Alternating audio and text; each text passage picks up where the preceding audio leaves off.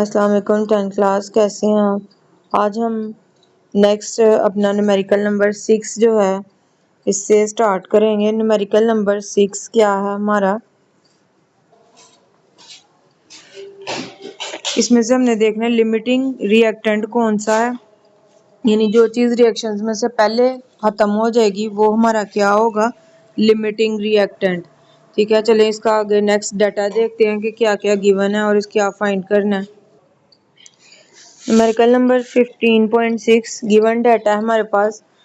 Mess of hydrogen given है 12 ग्राम, mass of nitrogen molecule given है 64 ग्राम। ठीक है, और मोलर मैस इनका हमें पीरियोडिक टेबल से पता है कि हाइड्रोजन, वैसे हाइड्रोजन का मैस 1 होता है, यहाँ पे इसके 2 एटम्स है, तो इसका जो मोलर मैस आ जाएगा वो कितना आ जाएगा 2 ग्राम। और इसी तरह से नाइट्रोजन के एक मॉलिक्यूल का 14 होता है, इसका भी मॉलिक्यूल है यानी 2 नाइट्रोजन एटम है, तो इसका मोलर मैस कितना आ जाएगा 24। अब इन दो चीज़ें हमें गिवन है, एक मैस और दूसरा मोलर मैस हमने पीरियोडिक टेबल से जो है वो निकाला हुआ है।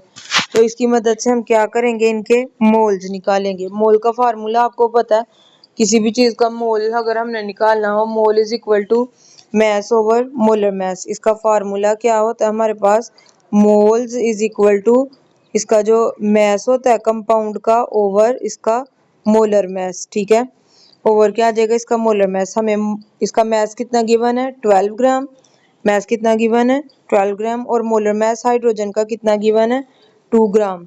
ये दोनों वैल्यूज हमने इधर फार्मूला में पुट की हैं और इनको डिवाइड किया तो हमारे पास क्या आ गया 6 मोल ऑफ हाइड्रोजन। यानी हमारे पास जो गिवन डाटा है इसके मुताबिक अगर हमने इसके हाइड्रोजन मॉलिक्यूल के मोल्स निकालें तो कितने निकलते हैं 6 मोल। इसी तरह से नाइट्रोजन के भी मोल्स निकालेंगे। नाइट्रोजन का मैस कितना है हमारे पास 64 ग्राम, नाइट्रोजन का मैस है हमारे पास 64 ग्राम, और नाइट्रोजन का मोलर मैस कितना है हमारे पास 24 ग्राम। वैल्यूज को फार्मूला के अंदर पुट किया और इसको डिवाइड किया, हमारे पास वैल्यू क्या आ गई 2.28 मोल्स। ठीक हो गया। अब हमने नाइट्रोजन के भी मोल्स निकाल लिए और हाइड्रोजन के भी मोल्स निकाल लिए, दोनों चीज़ों के मोल्स जो हैं वो हमारे पास है।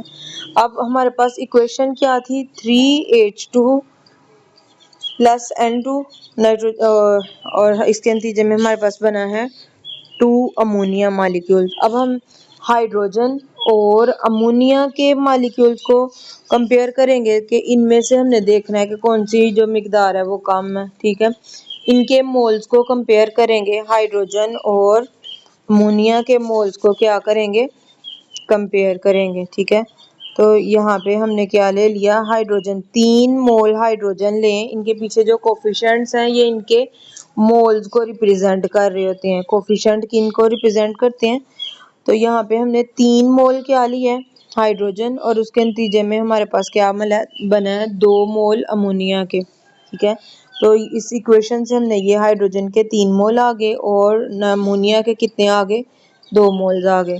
अब अगर हम देखना चाहें कि 1 मोल हाइड्रोजन लें तो इस 3 को हमने क्या किया, ये इधर डिवाइड हो रहा था, इसको दूसरी साइड पे भेजा, सॉरी मल्टीप्लाई हो रहा था, इसको दूसरी साइड पे भेजा तो ये क्या हो गया इसके साथ डिवाइड हो गया। हमारे पास आ गया कि अगर हम 1 मोल हाइड्रोजन लेंगे तो उसके नतीजे में 2/3 ऑफ अमोनिया प्रोड्यूस होगा।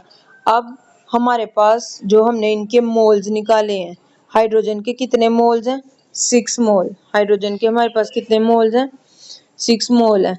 तो हम हाइड्रोजन को कंपेयर कर रहे हैं तो वो कह रहा है कि अगर हम 6 मोल हाइड्रोजन लें तो उसके नतीजे में अमोनिया के कितने मोल्स प्रोड्यूस होंगे। तो दोनों साइड पे हमने जो है वो 6 के साथ क्या किया है मल्टीप्लाई कर दिया है। तो ये आ गया कि अगर हम 6 मोल हाइड्रोजन लेंगे तो 4 मोल जो है वो अमोनिया प्रोड्यूस होगा। यानी यहाँ पे हमारी हाइड्रोजन कितने मोल यूज हो रही है 6 मोल। इसको आगे देखते हैं, आगे देखें। अब इसी तरह से इक्वेशन में एक नाइट्रोजन और एक हाइड्रोजन रिएक्टेंट के तौर पर यूज हुए हैं। तो हाइड्रोजन को हमने रिएक्ट करके देख लिया, 6 मोल हाइड्रोजन यूज करेंगे तो 4 मोल अमोनिया जो है वो प्रोड्यूस होगा। अब इसी तरह हम आगे कंपेयर करेंगे, नाइट्रोजन जो हमारा दूसरा रिएक्टेंट था इसको भी अमोनिया के साथ रिएक्ट करेंगे। नाइट्रोजन को भी अमोनिया के साथ रिएक्ट किया 1 मोल।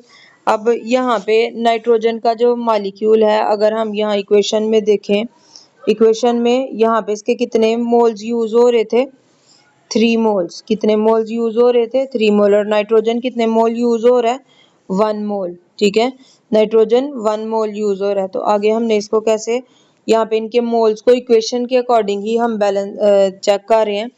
1 मोल नाइट्रोजन का लेंगे और इसके नतीजे में अमोनिया कितना प्रोड्यूस हो रहा है, यहाँ पे देखेंगे अमोनिया के हमारे पास जो हैं वो कितने मोल्स प्रोड्यूस हो रहे हैं, 2 मोल। तो इस इक्वेशन की बेस पे हमने देखें 1 मोल नाइट्रोजन इक्वेशन से आया, 2 इसके नतीजे में 2 मोल अमोनिया प्रोड्यूस हो रहा है। अब हमने पीछे जो इनके मोल्स फाइंड किए थे,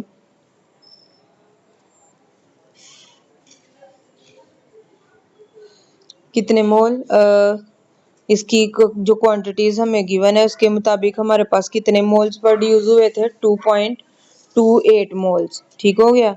यहाँ से इसकी वैल्यू को यहाँ पे 2.28 को दोनों साइड पे हमने क्या किया, मल्टीप्लाई कर दिया। अब अगर 2.28 मोल्स हम लें इसके नाइट्रोजन के, तो इसके नतीजे में 4.56% जो है ये क्या प्रोड्यूस हो रहा है, अमोनिया प्रोड्यूस हो रहा है। ठीक हो गया। अब इन दोनों से हमें क्या नतीजा, हमें क्या मिलता है कि जो है hydrogen produce, less amount hydrogen की जो अमाउंट है वो इस पूरे रिएक्शन में कम मिकदार में है। तो इसलिए जो प्रोडक्ट यहाँ पे लिमिटिंग होगा ना, हाइड्रोजन और नाइट्रोजन में, रिएक्टेंट हमारे पास क्या है, हाइड्रोजन और नाइट्रोजन। तो हाइड्रोजन और नाइट्रोजन में से हाइड्रोजन जो है ये क्या होगा, लेस मिकदार में मौजूद है, इसलिए ये है लिमिटिंग रिएक्टेंट। ठीक हो गया, आई होप आपको क्लियर हो गया। नेक्स्ट हम देखते हैं अपना न्यूमेरिकल नंबर 7। न्यूमेरिकल नंबर 7 है हमारे पास, when 350 gram of ammonium nitrate, ammonium nitrate हमने लिया कितने gram, 350, is reacted with excess of magnesium chloride, magnesium chloride excess amount में हमारे पास मौजूद है, और इसके नतीजे में 23.7 ग्राम मैग्नीशियम नाइट्रेट प्रोड्यूस हुआ है।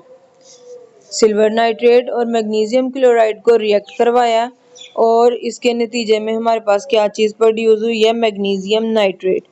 सिल्वर नाइट्रेट की हमने 350 ग्राम ली है और मैग्नीशियम क्लोराइड एक्सेस में है, और इसके नतीजे में जो मैग्नीशियम नाइट्रेट प्रोड्यूस हुआ है वो कितना हुआ है, 23.7 ग्राम। अब इसमें से हमने फाइंड क्या करना है, what is the percentage yield of the reactant, हमने इसकी परसेंटेज यील्ड फाइंड करनी है। ठीक है, ये हमने लास्ट वाला टॉपिक इसका पढ़ा था, परसेंटेज यील्ड का इज इक्वल, इसका फार्मूला था हमारे पास actual yield over theoretical yield, यानी जो भी रिएक्शन में से हमारे पास इसका जो एक्चुअल रिएक्टेंट रिएक्ट करते हैं ओवर, हम इसको कैसे फाइंड करते हैं इसकी, यानी इस न्यूमेरिकल में जो इनकी क्वांटिटीज गिवन है इसकी मदद से हम इसकी एक्चुअल यील्ड और थ्योरेटिकल यील्ड निकालेंगे। ठीक हो गया, तो इसको हम फर्दर देखते हैं कैसे सॉल्व करेंगे।